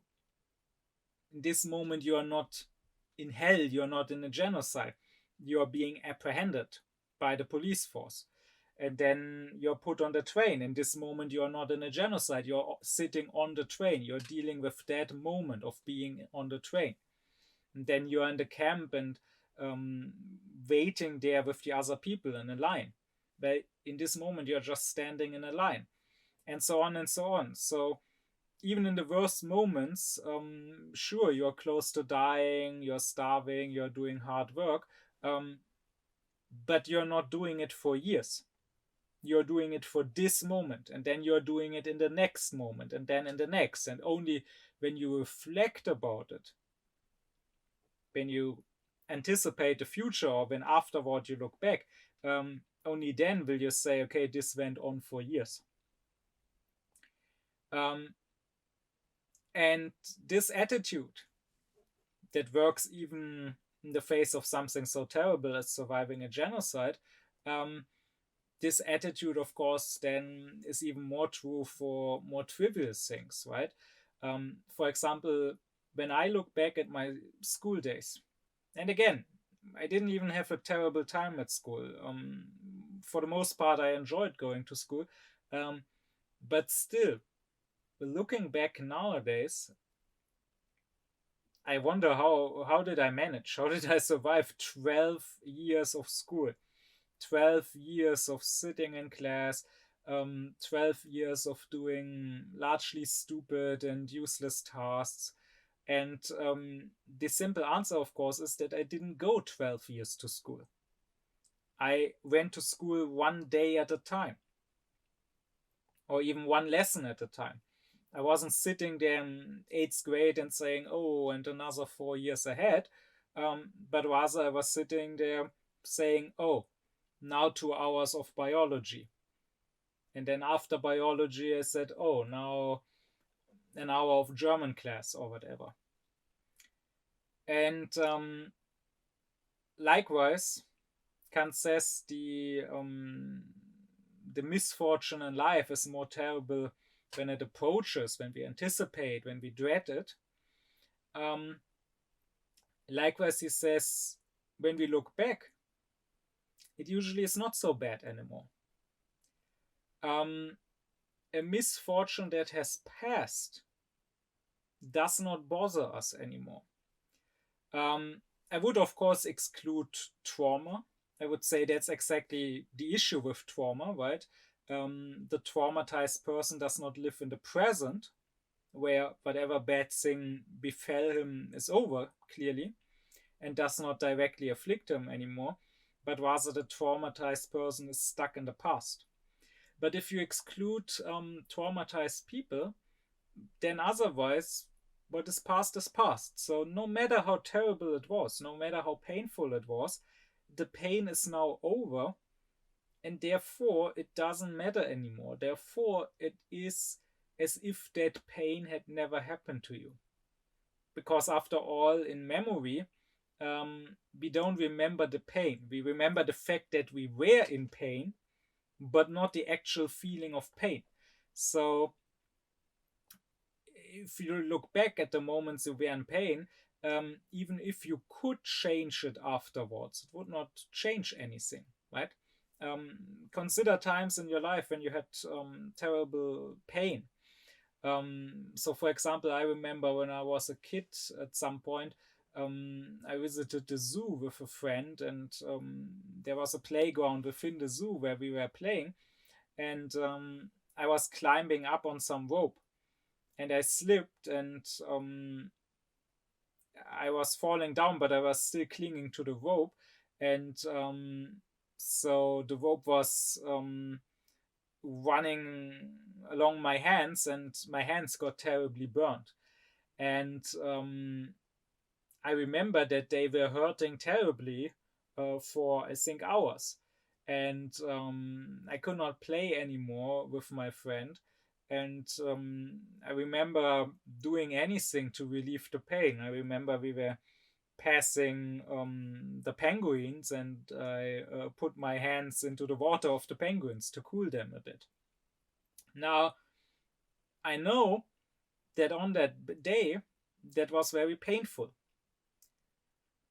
But nowadays, looking back over, I don't know how old I was, maybe like 10, 12 years, so over 20 years ago, when I look back, I don't care that this happened to me. I would not say, looking back, that my life has been worse because this happened. Of course, in that moment it was, but nowadays, um, if I could erase this from the past, if I could make it so that this never happened, it would not make my life better. I mean, what would that even mean? Make at this point, making it that this never happened. I didn't take any permanent damage on my hands, so the only thing that would really change now, if I could make this unhappen, is that my memory of it would vanish. But this memory doesn't bother me. Since, again, I don't memorize the pain as such, only that I had pain, um, it could as well have happened to my friend instead of me. Then nowadays I would remember that my friend could not play anymore, that he put his hands into the penguin water. Um, it doesn't change a thing. The way I'm remembering and telling the story now, it might as well have happened to another person. So, and this, of course, is not just true for physical pain, but also for psychological pain. Like maybe you were bullied in school at some point. Um, it was not nice in that moment, but looking back nowadays, what does it matter that it happened? Or maybe your parents died at some point and you were sad, but looking back now, does not matter. Again, excluding if you are traumatized, if you are stuck in the past. But otherwise, pain past is pain that might as well have never happened, is pain that doesn't matter. Kant even goes so far as to say that sometimes past pain that we remember can make the present pleasure sweeter, right? Because we are relieved to have passed the pain. So he says that someone who walked through a cold night for a long time and now finally reaches a warm hut might actually feel more comfort inside that hut than the person who spent all night in that hut in the warmth. Um, because he now is looking back at the cold, and now he is not cold anymore, so the cold doesn't bother him anymore. But the memory of having been cold and comparing that with his new state, with the warmth, actually causes him bigger happiness. So, in conclusion, Kant does not take the human being to be a victim of the world, but to be a perpetrator. He says, if you are sad, then the whole world seems sad to you and gives you more reason for sadness. On the other hand, the joyful person, wherever he looks, the world laughs at him and gives him new reason to be cheered up. And therefore, what matters is simply from what side you look at the world. What matters is how you approach the world, how you deal with the things that are happening to you. And this depends on what kind of person you are, both by nature and by character. You can go back to my 2 lectures on the good heart and the good character, where I explained that to Kant, what we call a person's character or personality nowadays is actually separated into 2 parts.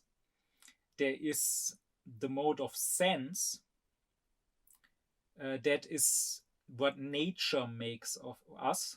So let's say my character by my natural disposition, that is my temperament.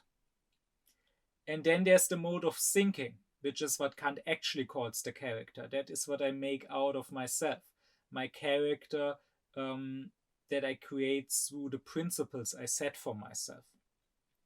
And both can influence how I deal with the world. So by nature, by disposition, I can have a more melancholic temperament or a more sanguine temperament. And Kant says that the difference between these two is not in how they receive what the world gives them. It's not how they feel. It's not in their sensitivity, but rather it is in how they deal with it, what they make out of it. But of course, you don't have to simply accept what nature made you. Even if by nature you are prone to melancholy, through your own thinking, through your own reflection, you can still create for yourself a different character. You can still get into this attitude of practical idealism and take the world to be a game, to be something ridiculous, instead of something so serious. Kant says that the wise person, therefore the philosopher in the world sense, has a constantly or permanently cheerful heart.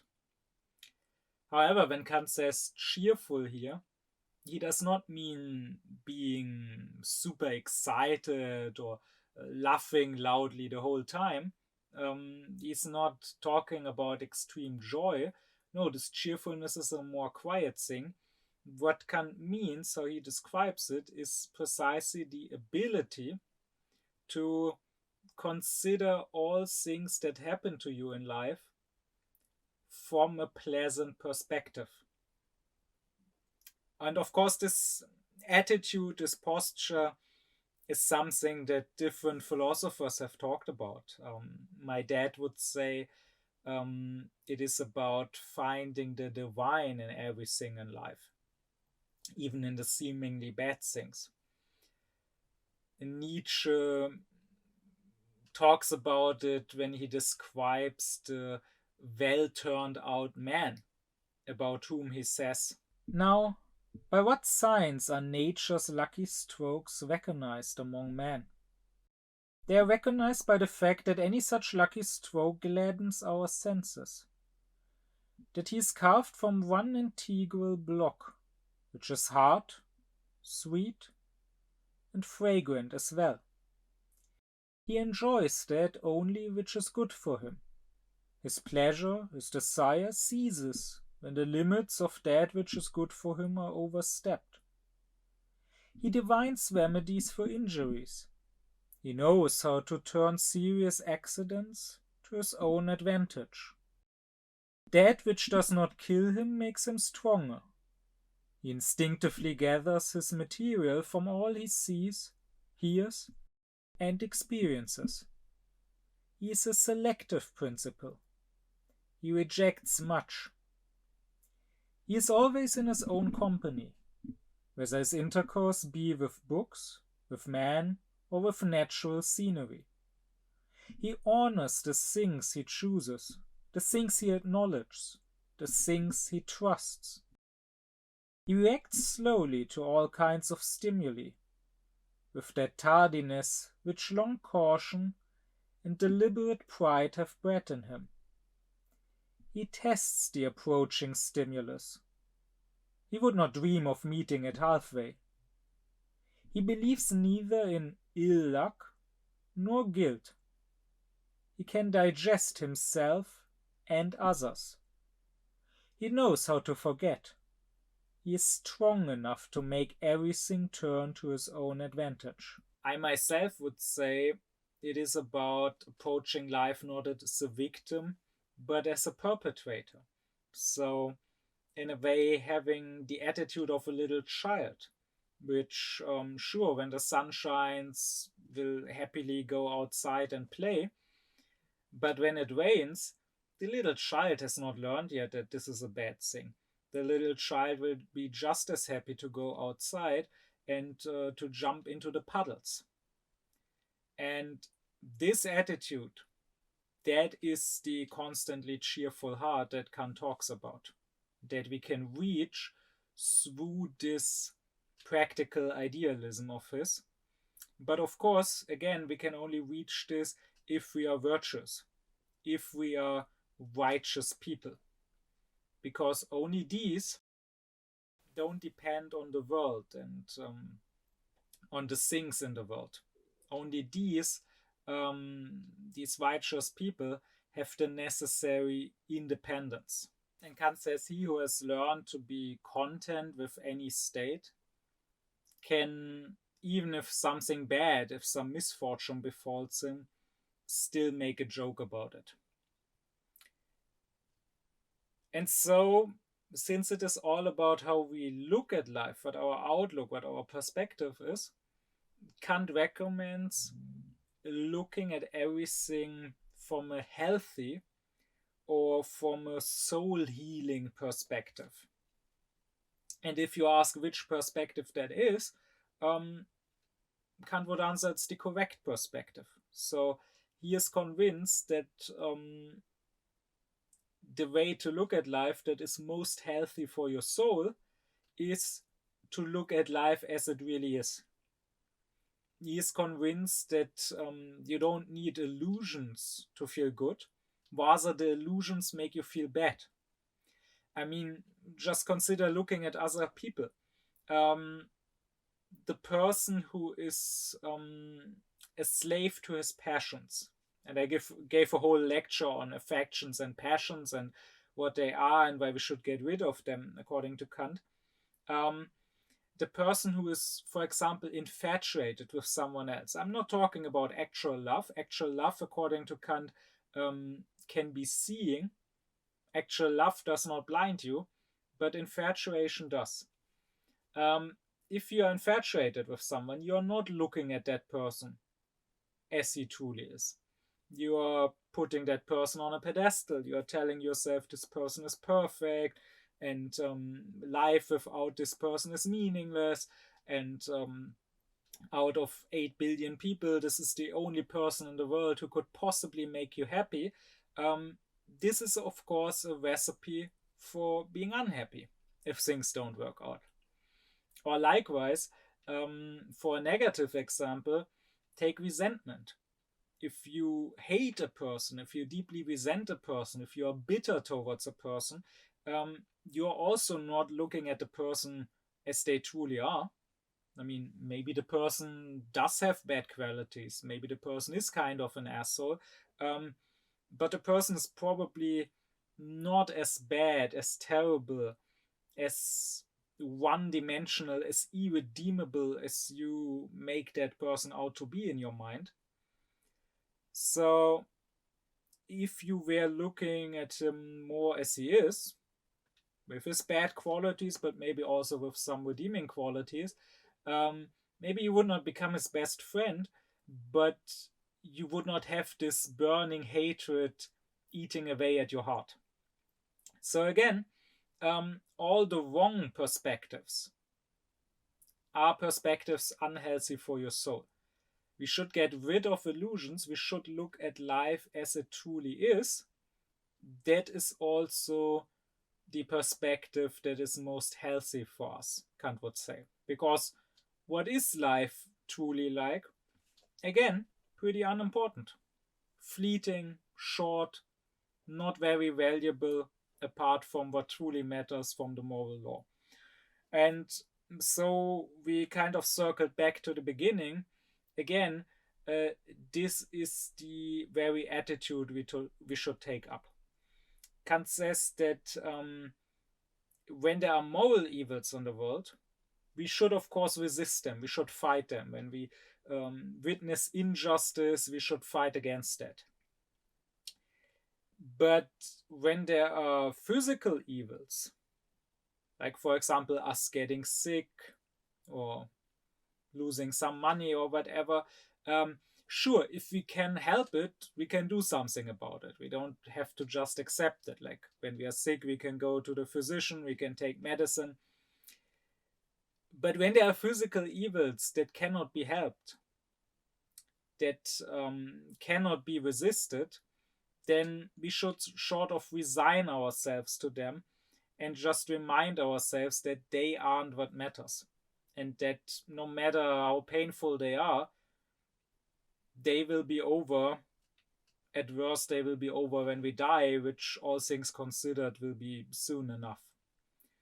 So that is the attitude towards life that makes us most happy, or at least that prevents most unhappiness, because clearly it's less of a positive way of attaining happiness and more of a negative way of preventing misery. And here I come to my last point. Kant says one of the greatest tools that helps us in achieving this constantly cheerful heart and thereby living a happy life is our ability of abstraction. Because Kant says we can control our abstraction and our attention. Both of them, by the way, belong together to Kant. They are essentially just two sides of the same coin, and you cannot do one without the other. I mean, consider being in a place where lots of people are talking, like, for example, in a restaurant. And now let's say you want to listen to specifically one person. Maybe you're having a conversation with the person on your table, or maybe you want to eavesdrop on the neighboring table or whatever. You will now pay attention to what that one person says, but paying attention to him means abstracting from what all the other people are saying. You still hear them, but it just becomes unintelligible background noise. It just becomes blabbering while your attention is on that one person. But you could just as well describe it the other way around. Instead of saying, I pay attention to him and thereby abstract from all the others, you could also say, I abstract from all the others and thereby pay attention to him. Either way, we should control this ability of abstraction and attention of ours. Here, once more, you see how prudence, so the way towards a happy life, and morality, a dignified life, align. Because, as I explained in my lecture on the duties towards ourselves, these duties really revolve around freedom. They are about our dignity as human beings, as rational beings, and this dignity lies in our freedom. So the duties towards myself are essentially all about retaining my freedom. So that's why I mustn't commit suicide, or why I shouldn't get drunk or addicted or whatever. And if I can, I should expand my freedom, which is precisely why I should educate myself, cultivate myself, learn new abilities, hone my talents, because it expands my freedom. And this expanding our freedom, in this Kant explicitly includes that we should master our own mental faculties. We should learn to control them, to control our power of imagination, for example, so it doesn't run wild with uninvited fantasies and daydreams, but rather so that we can use it as a tool however we want. And likewise, he would say, it is included amongst these moral duties towards myself that I should gain control of my ability of abstracting and of paying attention. And now here we see how this action that we should do anyways, because it's a moral duty, can lead to happiness. Because Kant says unhappiness in life largely comes from the fact that people don't abstract enough from their pain, from their suffering. Just consider my lecture on the affections and the passions, where I said just that the problem is that a person is overwhelmed by one feeling or by one desire that makes that person forget all the others, and that makes that person act in an irrational manner, because that person cannot abstract enough from this one emotion or this one desire, right? In that lecture, I said that Kant gives the example of a rich man whose servant accidentally breaks some cup of his, some expensive cup, and then the rich man gets angry. That is just because he doesn't abstract enough from this specific situation, from this one broken cup, and fails to consider all his wealth, which isn't really threatened by one broken cup. So Kant says your ability of abstraction is one of your most important, your most helpful tools, because even physical pain, again, maybe you hurt yourself, maybe you had an accident, or maybe you are sick and you're in pain, even that pain can maybe not go away fully, but can be shoved largely to the background in many cases, if you just abstract from it and just focus on something else. Like, you don't have to lie there and focus on the pain and say, oh, I'm so much in pain, I feel so terrible. You can just focus on something else, like, let's say, reading your book, and then the pain will not annoy you so much.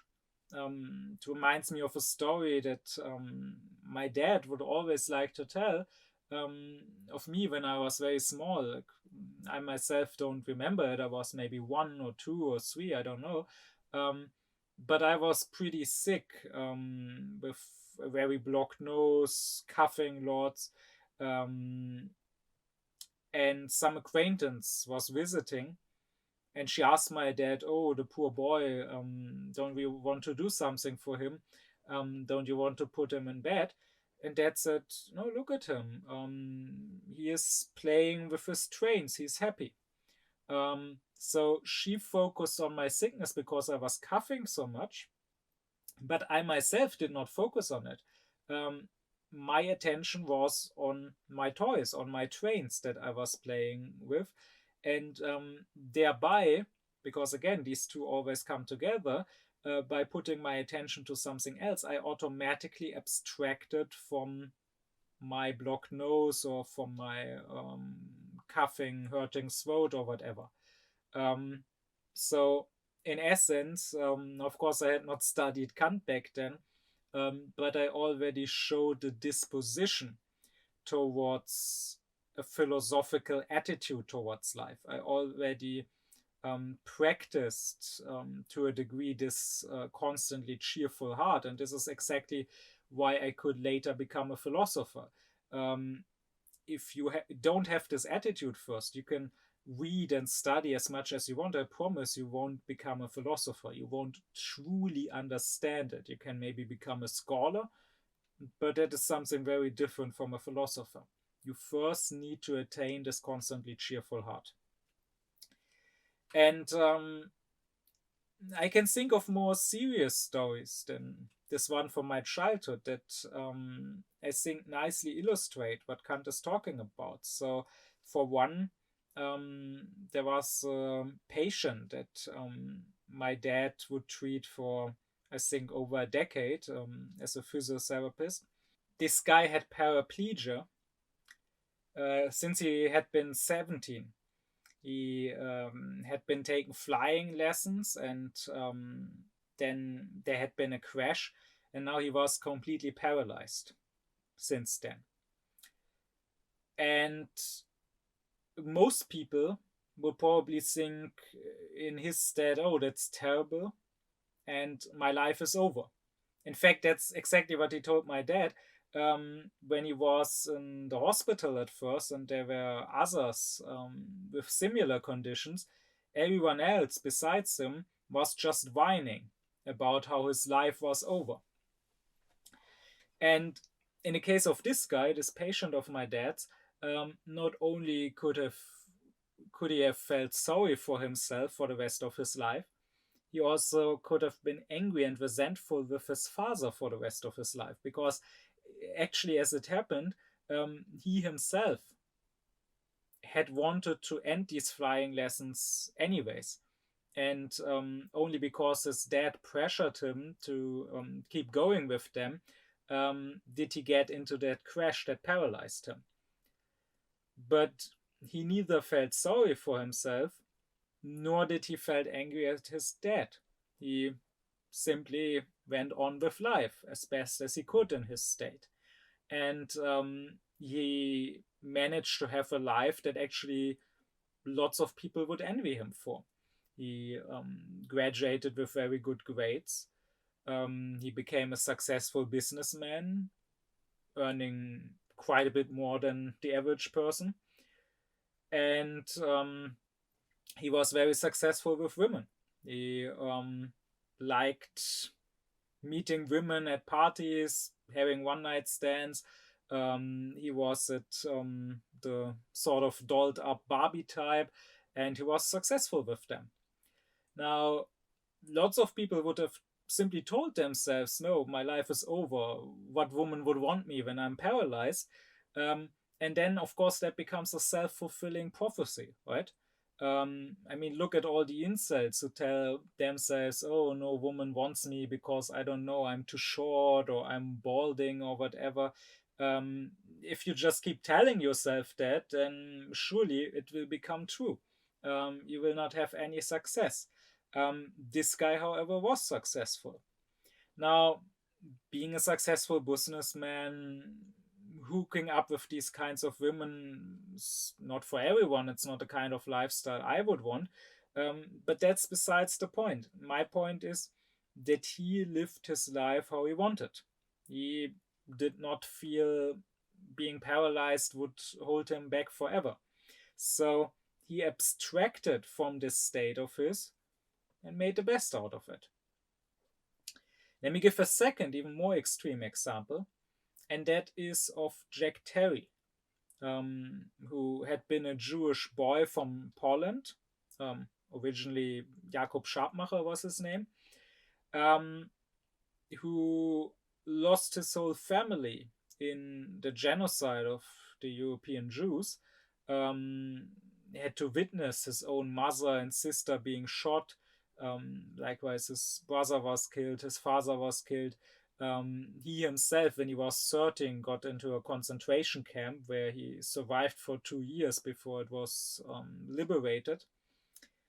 And he then got to live in the US, got to be adopted there. And with this biography, no one would, of course, be surprised if he had been a deeply traumatized, deeply depressed person. But he was quite successful. He came to America not speaking a word of English, and within half a year, he was tutoring his classmates who were native English speakers. He graduated successfully. Later, he actually went on to become a therapist, and amongst his patients were quite a few survivors of the genocide, as well as children of survivors whom he would help. He had a loving family, and I myself had the great fortune and the great honor to meet him. By now he has passed away, but some years ago, when he was still alive, he came for some event to Berlin and spoke at the American embassy.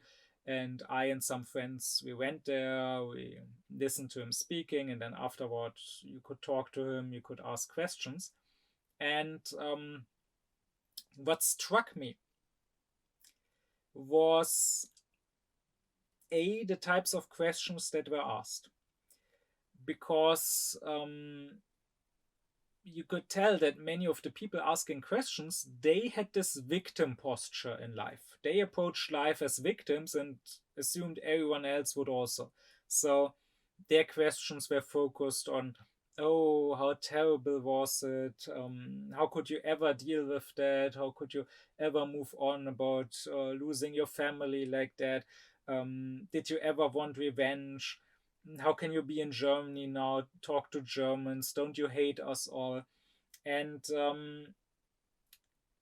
Terry, he would not avoid these questions when they were asked. He would answer them, but he would not dwell on them for long. His answers were rather brief, because you could just tell this was not his outlook on life. His outlook was not, oh, but terrible things happened to me, or oh, these evil people who have wronged me so much. If you focus on that, of course you're gonna be unhappy. But he abstracted from that. And instead, I was struck by what he focused on. Again, he didn't avoid the questions, he answered them when they were asked, but by himself, he did not talk extensively about all the bad things. He talked very extensively about the good things. And there were good things. He talked very long about what it had felt like after 2 years in a concentration camp, to, for the first time again, be able to use a toothbrush. What pleasure that had been. Which, again, also goes back to the point of Kant, right? That suffering makes the pleasure that comes after even greater, because looking back at our suffering that is now over, we appreciate what we have now even more. Or what I remember the most, he talked about right after American soldiers had liberated the concentration camp, he and fellow inmates were starving, and there was a horse there. And they asked an American soldier to shoot the horse so they could eat it. And he said the soldier did it for them, but reluctantly and looking away. He could not look at the horse while he shot it.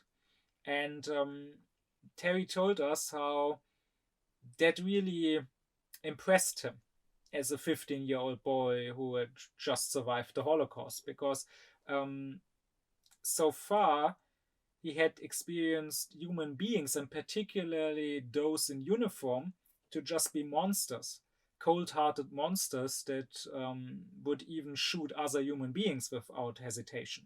And here was this man in uniform who hesitated to even shoot an animal.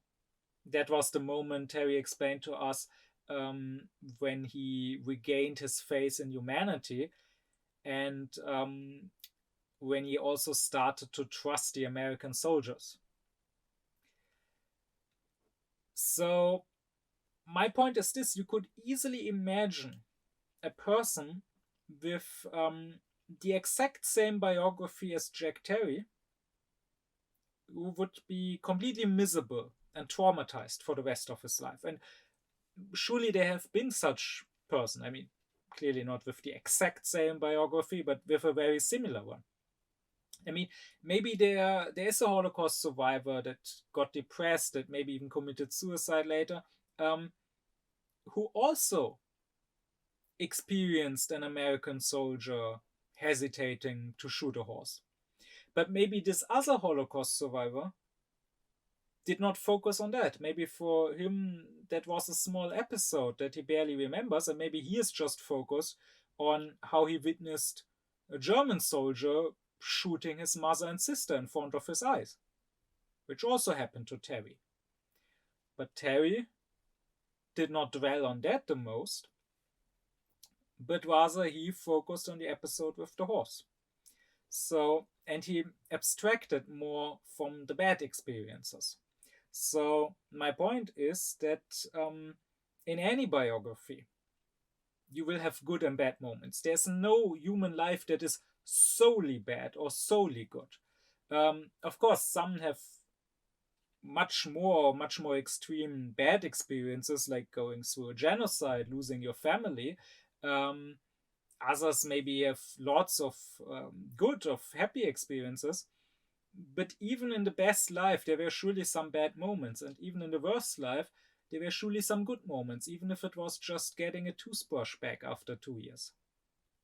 And so the question is, what do you focus on? And what do you abstract from? And that is why it is so important to have your ability to abstract and to pay attention and to master it. And with that, I'm concluding this lecture on the practical idealism and the constantly cheerful heart and how to attain it. As I already said, we can see here that Kant's whole teaching, his whole doctrine of happiness, is more of a negative one. He's not saying we need to attain X, Y, Z to be happy, but rather he's mostly saying we need to avoid X, Y, Z. We need to become independent. We need to not take life so seriously. The issue is precisely people taking it too seriously and thinking that they need something to be happy. And that if they don't have it, if they lack some luxury or whatever, some pleasures in life, they must be unhappy. And the way to become happy is precisely to not need anything apart from your own peace of mind, your own good conscience, your own morality, your own virtue, but rather to take life more easily, to take it more as something short, something fleeting, some big joke. With that said, however, there is also a positive doctrine of happiness to be found in Kant's writings. He does say there's also something that we mustn't avoid, but rather that we can do to attain happiness. And that is precisely doing, acting. He's saying we become happy not so much through indulging in pleasures, but rather through being active. And this is one more topic I want to address briefly in my next lecture, before then closing off these few lectures I gave here on the topic of happiness. My deep thanks be to my supporters: Leo Allmann, Cenk Kubilay Altu, Thomas Deuringer, Kim Giamatti, Ellen Hansen, Gernot Klaufen, Benjamin Lehning, Ökobong, Alexander Reuter, Lisa Rinner, Spendierhosenträger, Ron Suhl, as well as to all others who support me and my aufkläring cause.